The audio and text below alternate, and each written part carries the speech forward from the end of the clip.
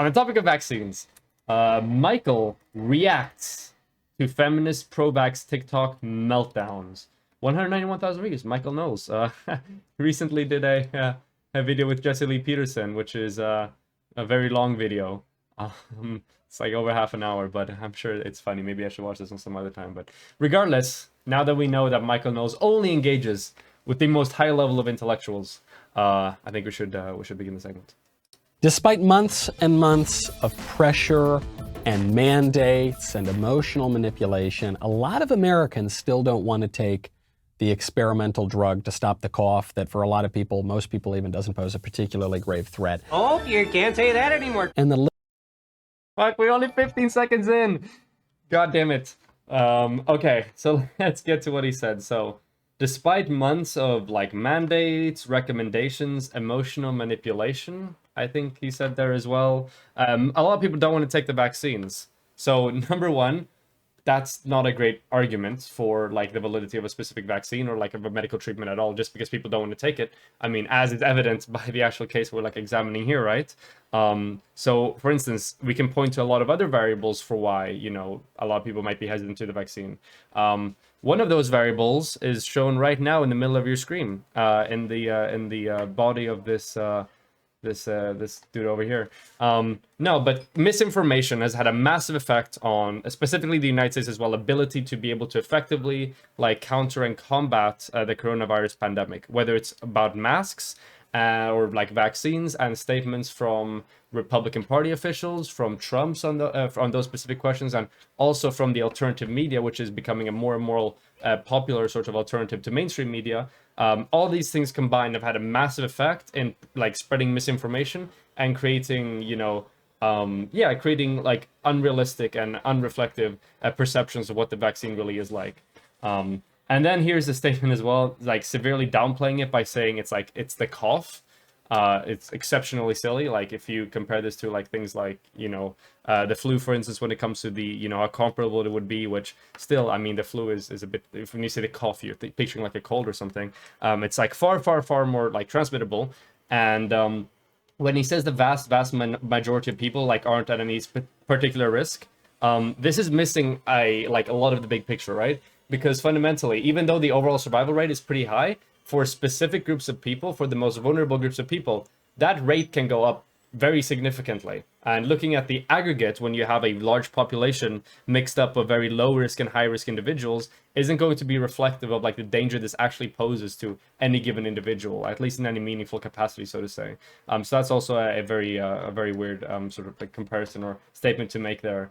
And then you have, in addition to that, you know, things like the long-term effects of COVID, which, you know, they kind of setting the threshold at harm at like death straight up, which is a very high bar because you know that there's a bunch of other negatives that come with COVID when it comes to like the long-term effects, even like short-term effects, when it comes to like your ability to, for instance, like maybe stay employed or take sick leave or take care of your family or like any number of things really. That can really like hamper an individual's well-being. So yeah, 16 seconds in and holy fuck, we already have to do a bunch of going through stuff here. libs are furious about it. They're furious. The libs are melting down. They're posting their meltdowns to TikTok. I don't want to sound like a sexist here. There seems to be a little bit of a skew in favor of women when it comes to these meltdowns. I just have a lot of feelings. Oh, fuck, these meme clips are gonna become unbearable really quickly. I will say this though, okay?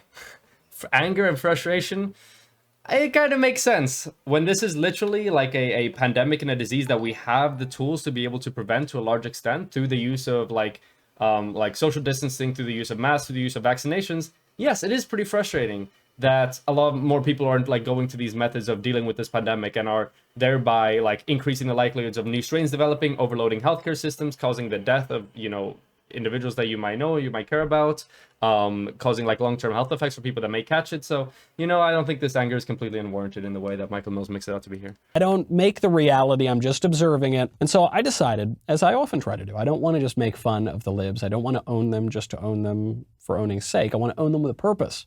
Okay, I want to take their arguments as seriously as I can, figure out what it is they're trying to say. So my producers have put together the top lib anti-vax, or I guess pro-vax against the anti-vax TikTok videos of hysterical women And I'm going to choose the most persuasive argument. All right.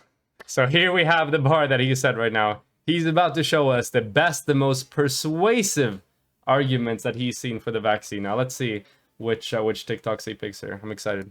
Let us begin. My daughter just called and her boyfriend has tested positive. He's the only person in his work that's wearing a mask out of, 300 people. And now my daughter, who's 29 weeks pregnant, is at risk. And I hate every single one of you who refuses to wear a mask to protect others. I hope this virus finds you. I hope it finds you, and I hope it destroys you. Because the people that are trying to do their part in this are getting sick because of you stupid, ignorant morons. So, please get vaccinated. Based, first of all. No, but if we talk about this, so number one, I think it's extraordinarily... Actually, I'll let him do his response, then I'll button. So her anger is coming from this place of concern for her daughter, because her daughter's pregnant, and her daughter's husband has the virus, and so she's really afraid for her daughter. And then she gets really upset and yells and screams and everything. Calm down, just calm down. My wife was pregnant during most of the coronavirus. Well, I can't say most of, because it's going to go on forever, but my wife was pregnant from... Yeah, it's going to go on forever because of people like you. I swear to God. It's so frustrating how, like, they will weave in any forms of, like realities or facts or statements, even if it's negative things that's caused directly by them in support of their argument somehow. Holy shit, I can't believe this. April of 2020? She was pregnant for the whole thing. We almost never wore masks. We had people over all the time. We went to people's houses. We traveled all over the place. We obviously weren't vaxxed. And the baby's super healthy. It's great. It's totally cool. It's not a big deal. Hey guys, this known pandemic that has affected millions and millions and millions of people hasn't really affected me that much, or my wife, or my kid. So I guess it's, maybe you're overacting a little bit with this. It's just so silly that, like, the party or the ideology that's supposed to stand for family values and, like a traditional family or whatever, and caring about, like, your kids and the people closest to you or whatever, are so willing and so quick to, like, blatantly dismiss the worries and the just generally the disdain and the sort of, what's it called? What's the right word I'm looking for here? Yeah, and the disdain and the uncomfortability, I suppose, with the fact that people aren't doing super, super, super basic stuff that they could potentially do in order to just make it better for people around them, to reduce the risks of, things happening, people getting sick or whatever. It's like an astounding amount of hypocrisy, which isn't an argument, so to say, but I believe that every person should at least be compassionate enough to recognize that, hey, this person is worried, because their daughter and their potential kid as well could be in danger from side effects of, like, COVID-19 or whatever. And what he's sitting here, his counter argument to that, like, very fair sort of fear is that, well, I never got it. So, like, come on, guys. Like, it's extraordinarily silly. The other problem with her argument is she's saying, because they're not wearing masks, that now people are being infected. So I guess the mask doesn't prevent you from being infected. It only prevents you from giving the infection to other people. But then, so the guy's got the virus. We're like a year into this pandemic. How do you still not know how masks work? Please. Okay. So masks partially, slightly protect yourself. But the main purpose of masks is to protect others around you. So by other people wearing masks, other people that could potentially be infected reduce their likelihood of infecting you with it. It's not rocket science. It's super easy. We're 1 year into this. Please, it shouldn't be that hard. But then the wife doesn't even have the virus yet at the time of this video. And not really persuasive at all. Next one. Oh, you have close family members that have caught it and you're worried for them? Well, they haven't really caught it yet, so why are you complaining? I swear to God. Jesus Christ. I'm not even so much upset with the anti-vaxxers as much as I am with those that are responsible for the brainwashing, suggestive speech, the now gaslighting that they're doing now as they're backpedaling, saying, oh, no. We always believed in vaccines. Oh, masks are good. Who's doing that? I'm not doing that backpedaling. That's true, Michael Knowles. You're extraordinarily stupid in the sense that you are still one of the people that are stuck on the anti-vaccination train. Even now, this video was published on the 4th of September, after this has received full FDA approval. You're true. You passed the bar, Mike. Congratulations. I hope you're proud of yourself. But there have been another number of other sort of conservative political commentators and stuff like that who were initially anti-vax, anti-mask and everything, and then now later they're like, well, I guess I was always pro-mask or whatever. But it's true, this doesn't apply to Michael Knowles because he's even fucking worse than those people. Congratulations, Mike. Yeah, you know what? Right off. Right off. Because now your constituents are filling up the hospitals and the ICUs and are dying. And I care. Oh. Yeah, they were anti-vaxxers, but I care. Oh, that's nice. Okay? Those that should have been showing example, that should have been leading, especially in our last administration, didn't. All of this could have been helped if Trump would have just put a fucking mask on and talked about how masks are effective. And once we got the vaccine, how the vaccine is effective, along with the rest of the right-wing media and politicians. And now you're going to come out of your hole and completely change your tune?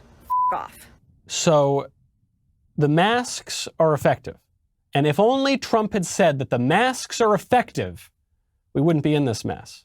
And the masks are so effective that we had to still keep the entire society locked down until we got a vaccine. Because the masks are so effective that we can't go back to normal life until we get a vaccine because the masks aren't effective. But then we got the vaccine, and then anyone who wanted the vaccine got the vaccine. And the vaccine is very effective, you see. And the vaccine is so effective that the people who got the vaccine already need to put masks back on because the people who got the vaccine are getting the virus. Because I'm losing my fucking brain cells. Holy shit. Okay. Let's start with Trump. There's actually a study that came out fairly recently. I can see if I can find it now. Misinformation study masks. Probably find it. We Google this. Yeah, there we go. So there's a study done when you're talking about misinformation about the coronavirus, and the findings of the study show that Trump was one of the most leading, I think he was the most significant source of COVID-19 misinformation given from during the pandemic. Here it is. It's a Cornell University study. Coronavirus misinformation, quantifying sources and themes in the COVID-19 infodemic. Abstract. The COVID-19 pandemic has unfolded alongside what the World Health Organization has termed an infodemic of misinformation. This study identifies and analyzes the prominent topics of COVID-related misinformation that emerged in traditional media between January 1st and May 26th, 2020, based on a sample of over 38 million articles published in English language media around the world. To our knowledge, our analysis is the first comprehensive survey of the traditional online media landscape on this issue. We find that media mentions of US President Donald Trump within the context of COVID-19 misinformation made up by far the largest share of the infodemic. Trump mentions comprised 37.9% of the overall misinformation conversation, well ahead of any other topics. We conclude that the President of the United States was likely the largest driver with the COVID-19 misinformation infodemic. Only 16.4% of the misinformation conversation was fact-checking in nature, suggesting that the majority of COVID-19 misinformation is conveyed by the media without question or correction. So the statement here that Trump actually, if only he did something, I guess it would be fine or whatever, the Storm he's trying to point up, or his interpretation of that argument is completely based in reality, right? We know for a fact that Trump was absolutely one of the driving factors behind us not having a coordinated response on a global and especially on an American level, not for me personally, but on an American level when it comes to addressing these given issues. And had he worn a mask, had he been quick to encourage, mask wearing, to, for example, talk well about the vaccine, you would have seen a lot more people just generally not having this super illogical aversion to it right off the bat. Now, then we get to the second part of his argument, which is masks didn't single-handedly solve the entire pandemic. I guess masks don't work at all then, huh? Which is extraordinarily silly. When it comes to stuff as complicated and as multifaceted as pandemics, you're not going to have one simple solution to everything. You're going to have a wide range of different metrics and different policies that you can use in order to improve your statistical odds. Masks is one of them, social distancing is one of them, lockdowns is one of them, vaccines is one of them. Ideally, the best way to counter the pandemic is if you apply as many of these as possible at once. However, if you want to have the best possible outcomes and the least amount of like negative, I suppose, like pushback or externalities from that, you need to ensure that it's done in a coordinated manner, that it's done like efficiently, and then it's done rapidly. And it's not like sort of like semi-meandering and large portions just don't believe it, and some people like do believe it and understand what's really going on and stuff like that. So this entire segment here of like really weird sort of like, I guess like just asking questions or whataboutism or whatever is incredibly strange here from Michael Knowles, because it's a very terrible argument. Vaccine already need to put masks back on because the people who got the vaccine are getting the virus because they're very... Not necessarily because they're getting the virus, although they are, and the types of strains that they're getting from the virus are the new strains, not the original strains. And a large portion why we have such a large evolution of mutations of new strains is because we were so slow with a lot of the responses to the COVID-19 pandemic. But another reason why even the vaccine should wear masks is that even though you may be immunized to COVID, let's say it was like even if the vaccine was 100% like immunity to all COVID, you can still pass it on to other people because it can still live in your airways for like a shorter period of time than if you were to get infected, obviously, but it can still live in your airways for a little bit and then it can still spread to other people. So that's another reason, which shows that he hasn't done any reading on this topic at all. Very effective. And this is Trump's fault because Trump wouldn't get the vaccine. Well, he did get the vaccine. I guess he developed the vaccine under Operation Warp Speed. And then he got the vaccine. Okay, multiple things on this. Number one, Trump didn't develop the vaccine. He did do Operation Warp Speed, and Operation Warp Speed was good, and it did help, but it wasn't part of the development of it, really. It was more like financial assistance towards the program, which is good and should be commended.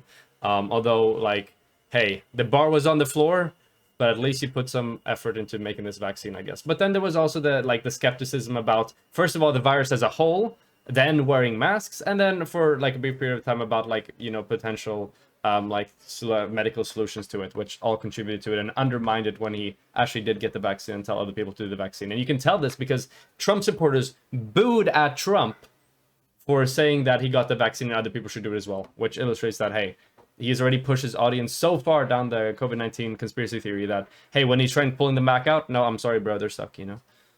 And actually, it was Democrats who said they probably wouldn't get the vaccine, up to and including Joe Biden and Kamala Harris. If Donald Trump tells us that we should take it, I'm not taking it. But so once again, this is an out of context clip here. Probably shouldn't have said that because, like, obviously it leaves opportunities like this. But if you go to the whole clip that they're talking about here, this is how the whole clip sounds. If the Trump administration approves a vaccine before or after the election, should Americans take it, and would you take it? If the public health professionals, if Dr. Fauci, if the doctors tell us that we should take it, I'll be the first in line to take it. Absolutely. But if Donald Trump tells us that we should take it, I'm not taking it.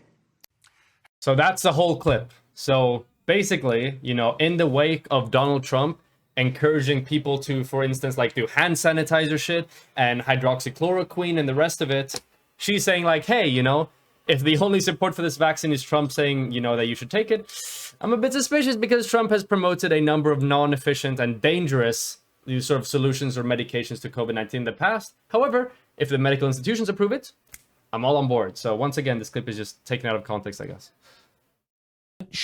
This woman is very upset that people are making their own healthcare decisions in a way that is basically only affecting them. Right, because all the hospitalizations, as she said, are just the people without the vaccine. That's what we're being told. Okay, so it's not affecting the people who did what she wants them to do and get the vaccine. So it's only affecting themselves. And she's very upset because the masks didn't work as well as they told us they would, and the vaccines didn't work as well as they told us they would. You are skating on very, very thin ice, okay? Now, wait. Did they mess up this meme as well? You are skating on very, very thin ice, okay? It sounds like they're the one talking in this picture, but they have Fauci's head, which it wouldn't be Fauci that would be saying this. It would be somebody saying this to Fauci. No. Can't even do the memes correctly. No, but here's what they said here is that, oh, why would you be mad if you're not taking COVID precautions, if you're like vaccinated or whatever? So number one, the vaccine's good. It gives you a lot of protection, hell of a lot more than if you weren't vaccinated, but you can still get sick. You can still spread it to other people who may still be unvaccinated, because depending on like what part of the, like what age range you are or whatever, it might be more difficult for you to get a vaccine than not, especially on, like, if you're on the younger side of stuff. If you do like overload the medical system with people that are unvaccinated, it incurs a cost on just like society as a whole, and specifically strains the medical system. So should a person who is vaccinated and who does do like social distancing or whatever still like run the risk of getting sick, which is a smaller risk than those who didn't do any of those things, obviously, then their like care might be in threat, because there were a bunch of other people who probably wouldn't have been there had they taken these precautions. So once again, there's this hyper like one-dimensional understanding of this topic from Michael Knowles here, where he somehow believes that like, oh, well, you know, why are you mad that other people aren't being safe in the COVID pandemic, lol? It's not like this pandemic affects everybody and can be spread and can be infected to like most people or whatever. Like, it's just very silly. Not following that. Next one. Y'all, I completely lost my mind for a minute. So I'm in a store, I walk up to the checkout line to pay, of course, have my mask on. The guy in front of me, big old bald-headed redneck looking dude. Probably a white mask, of supremacist. course. I'm sitting there Or a minding Nazi. my own business, and he turns around and is like, "There's another sheep." And my automatic response. Okay, so to be very clear here, okay, the only context in which he would have this reaction is if he genuinely believes that masks do absolutely nothing, which is just such an astounding lack of fucking everything relating to academics and intellectualism as a whole that I don't even know how much more I need to say about this. But yeah, good job, Mike. I hope you're proud of yourself. It's like, without even thinking, was to stand there and go, "Bah, bah." I mean, I realize that's the worst sheep noise in the whole world, but I made sheep noises at him very loudly and aggressively. And both of us are laughing at this, but we're laughing at it for different reasons. I have never seen a huge grown-ass man be so scared of a 5'2" woman in my entire life. Like, he got his and got out of there. So the next time some Trump humper calls you a snowflake or a sheep or whatever, just match their level of crazy. The next time someone calls you a sheep, prove them right. Congratulations, you played yourself. Ah, yes, because you become a sheep if you make noises. I can't. Okay, I know it's a meme, but holy fuck, it still annoys me.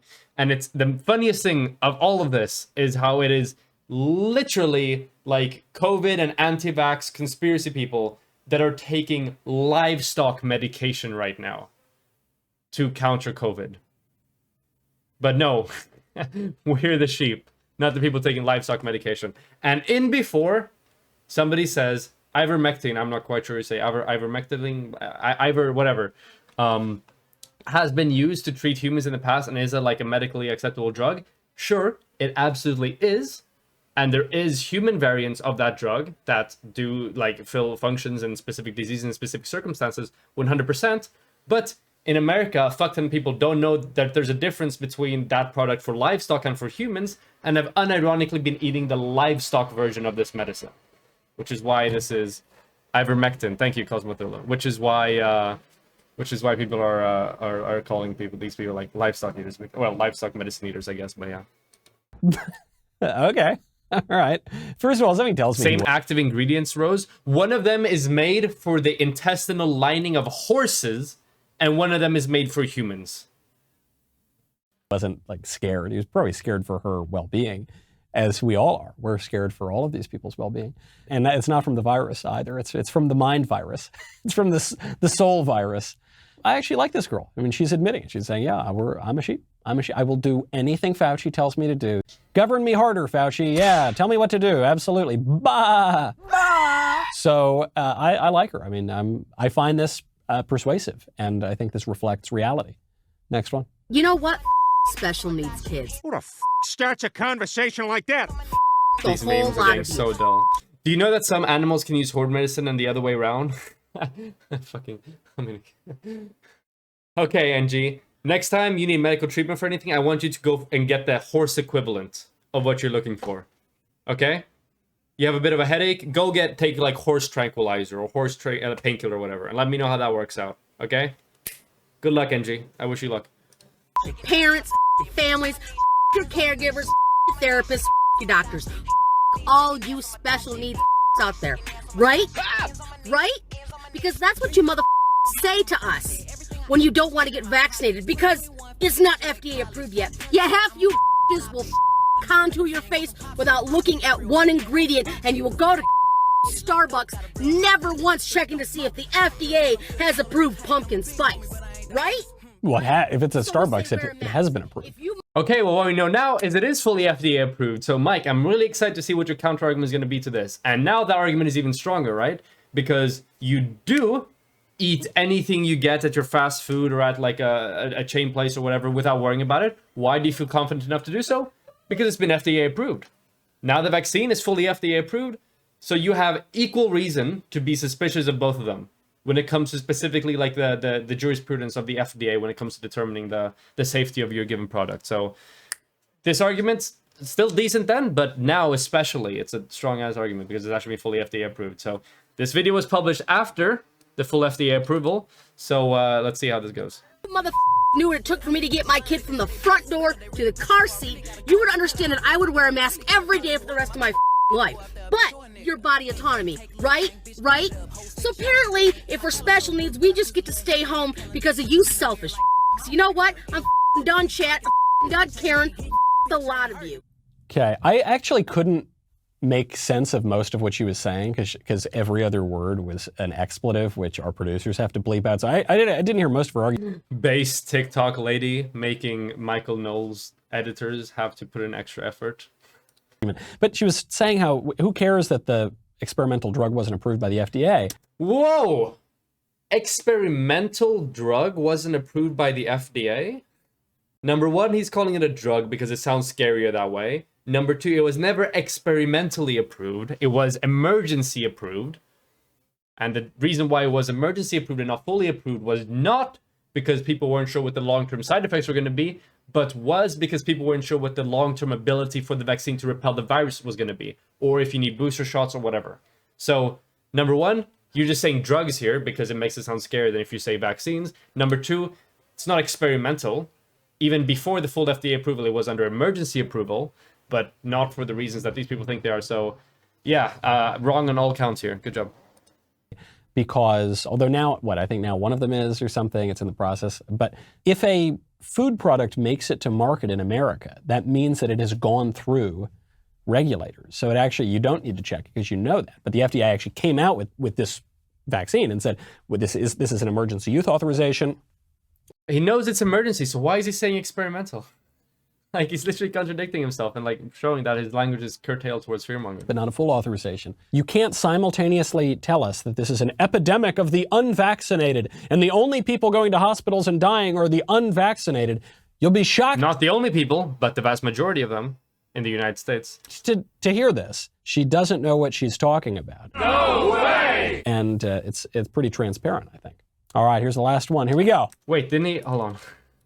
He didn't address the FDA. That means that it is a process, but FDA, because although now, I think now one of them is or something, it's in the process, but if...